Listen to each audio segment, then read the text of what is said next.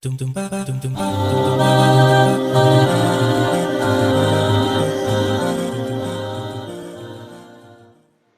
more latest updates, please subscribe our channel and press the bell icon.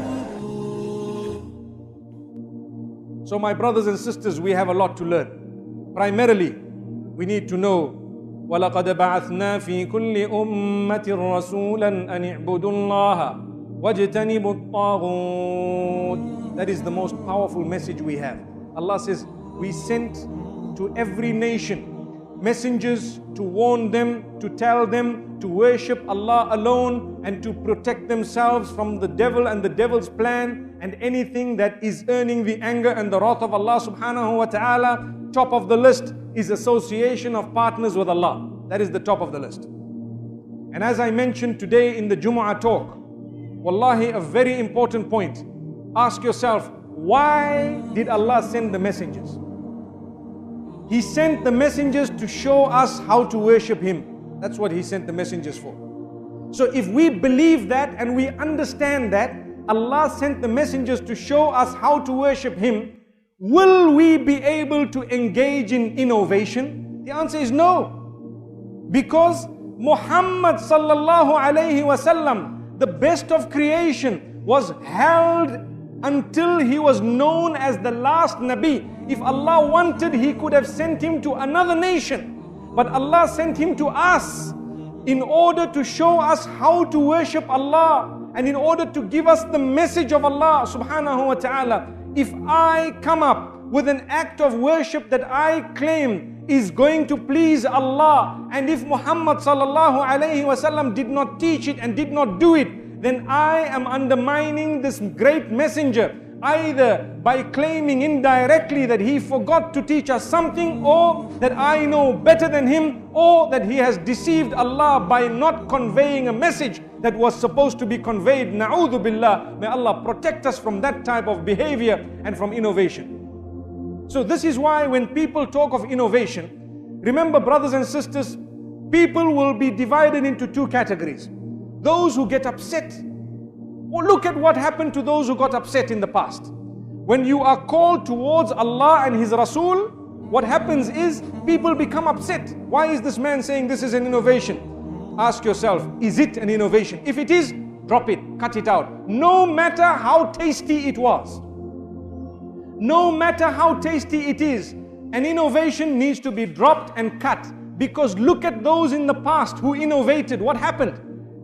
They were considered as people who were not obedient to the messengers. They were ultimately destroyed by Allah subhanahu wa ta'ala. What was the point of sending the messenger? If I knew better than the messenger what to do.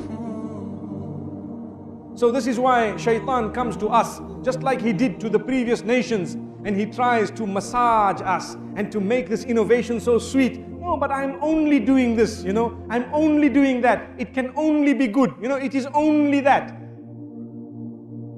One day, somebody asked me a very interesting question. They said, I have been afflicted with a certain type of a sickness. And I have heard that if you read a specific word, I think it was 3,333 times, you will be cured. But that must be read within 10 minutes. Wallahi, I laughed and I laughed and I laughed.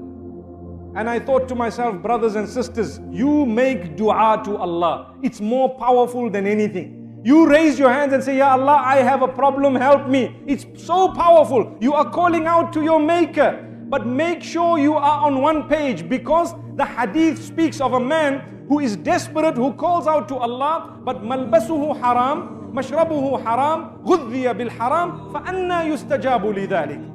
His clothing is haram, his food is haram, his drink is haram. Allah says, how does He expect us to respond to that call? Still, sometimes out of the mercy of Allah, He responds.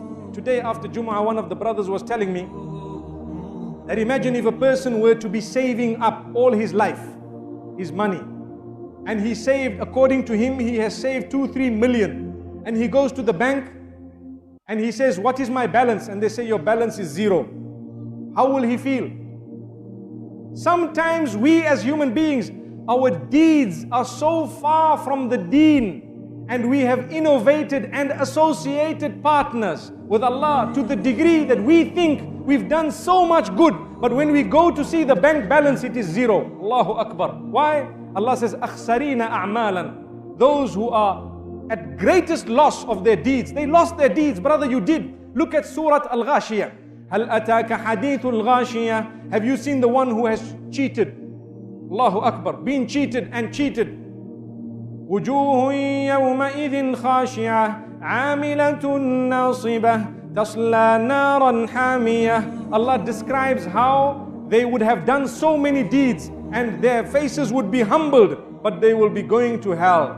Why? Because of the same reason. They wasted their deeds in one way or another, either by association of partnership with Allah, or by innovation, or by having wronged someone. They did not learn a lesson from the people of the past, and they did not see what happened to the people of the past. May Allah subhanahu wa ta'ala grant us all lesson.